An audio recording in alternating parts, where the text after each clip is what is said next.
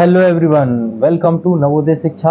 इसमें आपको स्वागत है जिसमें हम नवोदय की तैयारी करवाते हैं। नवोदय है, सैनिक है, विद्या ज्ञान है। तो अगर आप भी इन सब की तैयारी कर रहे हो तो चैनल को सब्सक्राइब जरूर करिएगा और वीडियो को ज़्यादा से ज़्यादा बच्चों को शेयर करिएगा और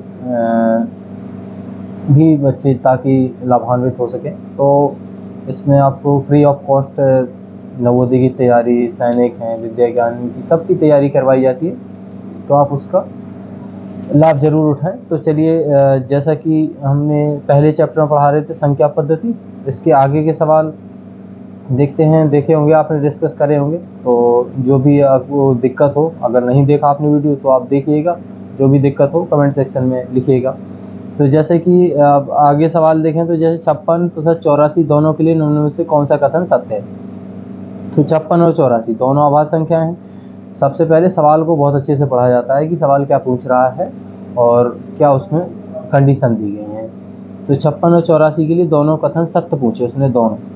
तो दोनों अभाज्य संख्या हैं भाई, दोनों अभाज्य संख्या तो नहीं, दोनों सम संख्या हैं, दो से भाग हो रही, अभाज्य संख्या नहीं, दोनों सहभाज्य संख्या। सहभाज्य संख्याओं के बारे में आपको बता दें कि सहभाज्य संख्या वो ऐसी होती है जिनके गुणनखंड आपस में नहीं मिलते हैं। उम्मीद है आपने गुणनखंड पढ़े ही होंगे, नहीं पढ़े हैं तो आगे आने वाली क्लास में हम समझाएंगे। तो गुणनखंड होते जैसे कि 2 का भाग इसमें भी जा रहा है और 2 का भाग इसमें भी जा रहा है, तो ये दोनों के गुणनखंड 2 हैं, मतलब 2 दोनों का गुणनखंड है। तो ये हमारा सहभाज्य संख्या तो नहीं हो सकती क्योंकि दोनों के गुणनखंड मिल रहे हैं आपस में, मतलब कि 2 इसका भी गुणनखंड है, इसका भी, तो ये सहभाज्य भी नहीं है। दोनों 14 के गुणज है, गुणज आपको पता ही होगा, जो उस संख्या के पहाड़े में आए या उस संख्या से पूरा भाग हो जाए तो वो संख्या का गुणज होता है। जैसे 14 चौके 56, 14 छक्के 84, तो ये दोनों जो है 14 से भाग हो रहे हैं, तो इसका मतलब दोनों 14 के गुणज है। तो ये कथन सत्य लग रहा है। दोनों विषम बिल्कुल भी नहीं है, तो हमारा तीसरा ऑप्शन हो जाएगा। जैसे कि 7 2, तो कौन सा ऑप्शन हो जाएगा हमारा तीसरा। अगला है 7 2 4 8 तथा 0 से बनने वाली बड़ी से बड़ी 5 अंकी, और जब एक अंक एक ही बार प्रयोग हो, तो एक अंक एक ही बार प्रयोग करना है और कितने अंकों की बनानी है, 5 अंकों की, 5 ही अंक है। तो सिंपल सा बताया है हमने। बड़ी से बड़ी बनानी है तो सबसे पहले सबसे बड़ा अंक यानी कि 8, फिर इसके बाद उससे छोटा 7 8 7, फिर उससे छोटा 4, फिर उससे छोटा 2, लास्ट में सबसे छोटा। तो ये होगी सबसे बड़ी संख्या। तो कह रहे कि जो, अब देख लेंगे, चेक कर लेंगे आराम से, 7 8 7। तो ये आपको बने होंगे सिंपल सवाल, हम आशा करते हैं, और ये बन भी जाएंगे। आपने अगर बेसिक वीडियो देखी हमने इसके बारे में सबसे पहले हमने बताया है, तो आप ज़रूर देखिएगा लेसन के बारे में, तो ये आपको बन भी जाएंगे। बहुत सिंपल है। 11 तथा 21 के लिए निम्न में से क्या सत्य है। इसमें भी ऐसे क्वेश्चन ध्यान से पढ़े जाते हैं, दोनों के लिए सत्य कथन बताना, जैसे कि हमने ये देखा था पिछला वाला। तो इसमें देखें तो 11 तथा 21 के लिए निम्न में से क्या सत्य है। दोनों भाज्य संख्याएं हैं, दोनों भाज्य संख्याएं तो नहीं है क्योंकि 11 भाज्य है, तो ये गलत हो गया। दोनों सम संख्या है, दोनों की सम नहीं है क्योंकि सम आप जानते हैं लास्ट में 2 4 6 8 0 होना चाहिए। दोनों से अभाज्य हैं। अच्छा, गुणनखंड आपस में नहीं मिल रहे हैं दोनों के, क्योंकि 11 का गुणनखंड 1 और 11 होगा और इसके गुणनखंड 1 होगा, 3 से भाग जा रहा, 7 से जा रहा और सीधा 21 से, तो इसके गुणनखंड हमारे आपस में नहीं मिले। अभाज्य गुणनखंड नहीं मिलने चाहिए, यानी कि इसका 11 ही होगा, इसका 3 गुना 7, तो अभाज्य गुणनखंड नहीं मिले। तो दोनों सहअभाज्य संख्या है, तो ये हमारा ऑप्शन तीसरा वाला सही है। दोनों 3 के गुणज है, 3 का भाग इसमें जा ही नहीं रहा, तो ये 3 का गुणज नहीं होगा, तो इसका मतलब है दोनों सहअभाज्य संख्या है। तो तीसरा ऑप्शन हमारा। 7 अंक की विभिन्न अंकों से बनी न्यूनतम संख्या तथा 6 विभिन्न अंकों से बनी अधिकतम संख्या का अंतर। तो 7 अंकों की बनी न्यूनतम संख्या तथा 6 विभिन्न अंकों से बनी अधिकतम संख्या का अंतर। तो इसमें सिंपली आप जो है 7 अंकों की छोटी छोटी, न्यूनतम मतलब छोटी छोटी संख्या बनाइए, 6 अंकों की बड़ी से बड़ी बनाइए। तो इसमें विभिन्न अंक के हाउस ने, तो विभिन्न अंक आप जानते ही हैं, अलग अलग अंक आने चाहिए, ठीक है। तो जब न्यूनतम अलग होगी और 7 अंकों की बड़ी से बड़ी, वो बड़ी से बड़ी के लिए अधिक अलग अंक आएंगे, तो ये दोनों अलग अलग ही रहेंगे। मतलब इसमें 1 और 0 0 का इस्तेमाल होगा इसमें हमारा 9 9 बड़ी से बड़ी बनाने के लिए। तो इनका अंतर करना है तो आराम से आप कर लेंगे, सिंपल है। 5 अंक की बड़ी से बड़ी विषम संख्या जो इनसे बनी हो तो आराम से बना लेंगे बड़ी से बड़ी संख्या, सबसे बड़ा अंक फिर से छोटा से छोटा। 5 अंकों वाली बड़ी से बड़ी तथा छोटी छोटी संख्या जो इतने अंकों से एक अंक एक बड़ी से बड़ी आराम से बना लेंगे। अब छोटी छोटी के लिए हमने क्या बताया, पहले 0 से बड़ा कोई अंक लिखेंगे, फिर 0, फिर उससे बड़ा, फिर उससे बड़ा, लास्ट में सबसे बड़ा, यानी कि 30,689 ये छोटी छोटी हो जाएगी। बड़ी से बड़ी कहें तो 98630, मतलब पहले सबसे बड़ा अंक, फिर उससे छोटा, उससे छोटा, लास्ट में सबसे छोटा। तो ये हमारा बड़ी से बड़ी और उनका अंतर करना, घटा देना। 5 अंकों की बड़ी से बड़ी सम संख्या, अच्छा जो इसमें सम संख्या बनानी है जो 3, 5, 0, 5, 7, 8 से बनी हो, इसके लिए थोड़ा सा कंडीशन है, तो आप इसको देखेंगे।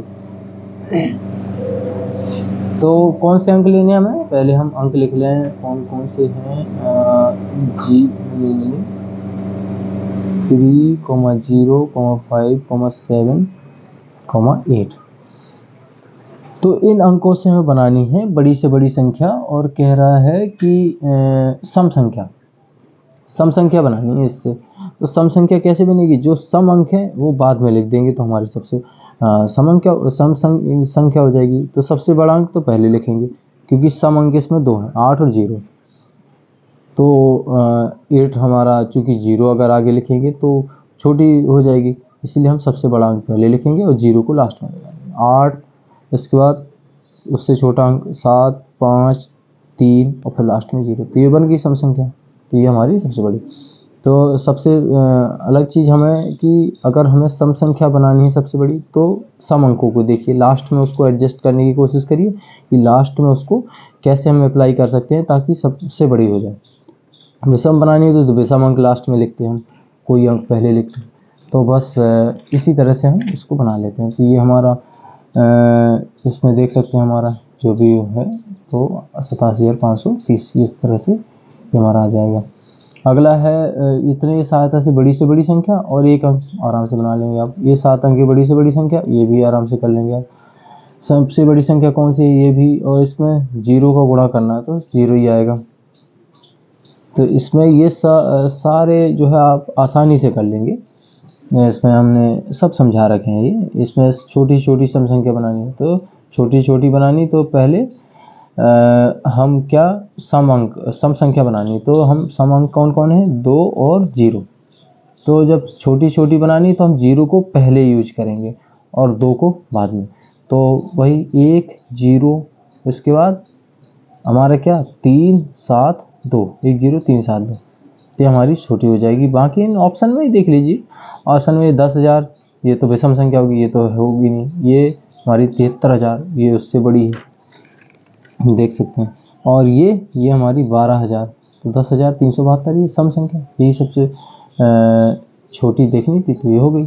तो कौन सी आभाज्य संख्या, आराम से आप देख लेंगे। इस आभाज्य संख्या कौन सी, जिनमें किसी संख्या का भाग ना जाए। तो इसमें 13 का भाग जा रहा है, इसमें 3 का भाग जा रहा है, इसमें 5 का भाग जा रहा है, इसमें किसी का नहीं जा रहा, तो ये आभाज्य संख्या होगी। ये हमने विभाज्यता वाले नियम बताए हैं, तो आप उनको जरूर समझिएगा, और नहीं तो हम अभी आगे और बताएंगे।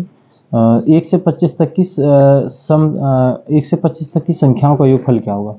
तो इसके लिए हमने सूत्र लिखवाया था, या उसमें दिया था कि जब भी 1 से 25 तक की संख्याओं का, या कितनी भी तक की संख्याओं को, प्राकृतिक संख्याओं का योगफल हो, तो उसके लिए हम क्या सूत्र लगाते हैं, n × n+1/2। n जहाँ क्या होती है, जहाँ तक कि हमें संख्या पूछी, उसने 25 तक की पूछी। और याद रखिएगा ये हमेशा 1 से भी लागू होगा, जब 1 से कहा जाए तभी। ऐसा नहीं कि हम कह दें कि 20 से 30 तक की संख्याओं के योगफल, 20 से 50 तक की संख्याओं के योगफल, तो ये सूत्र नहीं लगा सकते। 1 से लगा के पूछो तब उसके लिए। तो जैसे कि ये है, तो इसमें हम n बराबर क्या रखेंगे, 25। तो बस सूत्र लगे 25 × 25 + 1/2। तो कोष्टक के बाहर कोई चिन्ह नहीं, तो गुणा का चिन्ह माना जाता, तो ये 25 क्यों कहते हो, ये सूत्र है। आप सूत्र याद रखिएगा, हमेशा योगफल के लिए यही सूत्र हम अप्लाई करते हैं, प्राकृतिक संख्याओं के योगफल के लिए, ठीक है। 25 गुणे, पहले कोष्टक हल करेंगे तो ये 26 हो जाएगा, बटे 2 से भाग करेंगे कितनी बार, 13 बार। तो 13 गुणा 25 करेंगे तो 13 × 5 = 65, और 13 दूनी 26, 26 × 6 = 32। अभी आपको अब सीधा 13 का पढ़ा था, सीधा करना है। अब वैसा नहीं कि पहले 3 का गुणा करें फिर 1 का गुणा करें। 13 का पढ़ा पड़िए, 13 × 5 = 65, 6 यहाँ से 65 की 5, और 13 दूनी 26, 6 = 32। तो 325 हो जाएगा इनका योगफल। तो इस तरह से हम ये हम सवाल लगा सकते हैं। तो ये 325 हो गया इनका योगफल। तो योगफल वाले सारे आपको इसी तरह से लगाने हैं। इस पर देखें तो इसमें हमारा अलग अलग है, ये आप देख लीजिएगा, ये बन जाएगा आपको स्थानीय मान, आप स्थान मान या स्थानीय मान एक ही चीज़ है। तो ये आप आराम से कर सकते हैं कि किस अंक का स्थान मान सबसे अधिक है। तो कौन का होगा, जो सबसे बाद में होगा, यानी कि इकाई, दहाई, सैकड़ा, हजार, 10,000, जो सबसे लास्ट प्लेस में 10,000 पे, उसका स्थान मान सबसे अधिक होगा, क्योंकि 3 लिख के बाकी 0, तो यही सबसे बड़ा होगा ना। तो 3 विषम संख्या इससे बनाई जा सकती है, आराम से कर लेंगे आप। ये छोटी छोटी सम संख्या 1 से 50 तक के बीच कितनी अभाज्य संख्या है, तो ये आपको गिननी पड़ेंगी, गिन सकते हैं आप आराम से सब लिख के। सबसे छोटी अभाज्य संख्या क्या है? सबसे छोटी अभाज्य संख्या हमारी 2 होती है। कौन सी होती है? सबसे छोटी अभाज्य संख्या हमारी 2। 1 से लेकर 20 तक की सभी सम संख्याओं को योगफल। तो इसमें सभी सम संख्याओं के लिए आपको बता दें जरा। तो सम संख्याओं के लिए क्या होता है? सम संख्याओं के लिए भी फॉर्मूला है, सम संख्याओं का योगफल। सम संख्याओं का योगफल बराबर n इंटू n प्लस 1। यहाँ पे n क्या है? n है सम संख्याओं की संख्या। जैसे 1 से लेके उसने 20 तक कहा है, 1 से लेके 20 तक, तो 1 से लेके 20 तक सभी तो सम है नहीं, आधी उसमें सम है, आधी विषम है। तो इस तरह से हमें निकालना है कितनी सम संख्याएं हो सकती हैं। कितनी होंगी?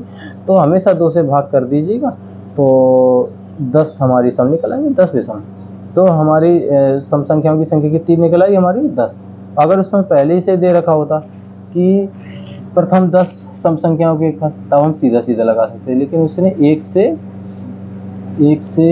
20 तक की सभी सम संख्याओं को, तो 1 से 20 तक सभी सम संख्याएं दी थी, तो हमने निकाला तो n बराबर हमारी सम संख्या कितनी आ गई? 10। तो यहाँ हम n बराबर 10 रखेंगे 20 में, इतना ध्यान रखना है आप। सम संख्या पूछे या विषम संख्या पे, तो पहले उनकी संख्या निकालो, फिर उसके बाद उसमें फॉर्मूले में मान लो। अगर उसमें पहले इसी संख्या दे रखी तो आप लिख सकते हैं इसमें। तो ये हम क्या लिखेंगे? n बराबर 10 इंटू 10 प्लस 1। तो पहले कोष्टक हल करेंगे, कोष्टक के बाहर कोई चिन्ह नहीं, तो काहे का चिन्ह? गुणा का चिन्ह। तो 10 गुणे 10 11, तो 11 धाम 110। तो ये हमारा इनका योगफल हो जाएगा 110। तो इस तरह से 1 से 20 तक की सम संख्याओं का योगफल 110। चाहे जहाँ तक हो, 50 तक का है तो 50 में भाग देंगे 2 से, तो ये 25 निकल आएंगी। तो 25 रखते हम n बराबर, यहाँ पे n बराबर 25 रखते, तो सिंपल है। तो इस तरह से प्रथम 15 विषम संख्याओं के ऊपर, तो उसने पहले से बता रखा 15 विषम संख्याएं हैं। इसमें ये नहीं 15 तक की नहीं, 15 विषम संख्याएं, यानी कि 1 से लेकर के जो जितनी भी यहाँ 30 तक की उसने संख्याओं में 15 विषम संख्या में 15 सम, तो 1 से लगा के 30 तक उसने पहुँच दिया। तो ये हमारा 15 विषम संख्या है, उसने सीधा सीधा दे दिया, अब इसमें नहीं निकालने की जरूरत है। तो प्रथम 15 विषम संख्या, तो विषम संख्याओं के लिए फॉर्मूला क्या होता है? विषम संख्याओं का योगफल बराबर क्या होता है? n square. n क्या है? विषम संख्याओं की संख्या, जो यहाँ सम संख्या की संख्या। तो उसने n कितना दे रखा? 15, तो 15 का स्क्वायर कर देंगे। 15 का स्क्वायर का मतलब 15 स्क्वायर का मतलब 2 बार गुणा, तो 15 गुणे 15, इसका मतलब हो गया हमारा 225। तो इनका योगफल कितना आ गया हमारा? 225। तो इस तरह से हम आसानी से निकाल लेंगे। 50 और तथा 90 के बीच अभाज्य संख्याओं का योग कितना होगा, तो उसके बीच तो आपको अभाज्य संख्या निकालनी पड़ेंगी। अभाज्य संख्याओं के योगफल के लिए कोई फॉर्मूला नहीं है, तो अभाज्य संख्या होती ही कितनी है, आराम से आप लिखेंगे और निकाल सकते हैं। तो ये अभ्यास प्रश्नावली है, अब हमने इसके बेसिक सब बता दिए हैं। इसको आप खुद से ट्राई करिएगा, लगाइएगा, और जो भी आपको दिक्कतें हैं वो कमेंट सेक्शन में ज़रूर लिखिएगा, या जो भी हमने इनमें से सवाल समझाए हैं जो आपको नहीं बने या जो हमने छोड़े हैं और वो भी नहीं बने, तो आप कमेंट में ज़रूर लिखिएगा। और वीडियो पसंद आए तो लाइक, शेयर और चैनल को सब्सक्राइब जरूर करिएगा, और शेयर ज़्यादा से ज़्यादा बच्चों को करिएगा, ताकि बच्चे अभी से तैयारी कर पाए ना वो देखें और उसमें सफल हो पाए। तो थैंक्स फॉर वॉचिंग।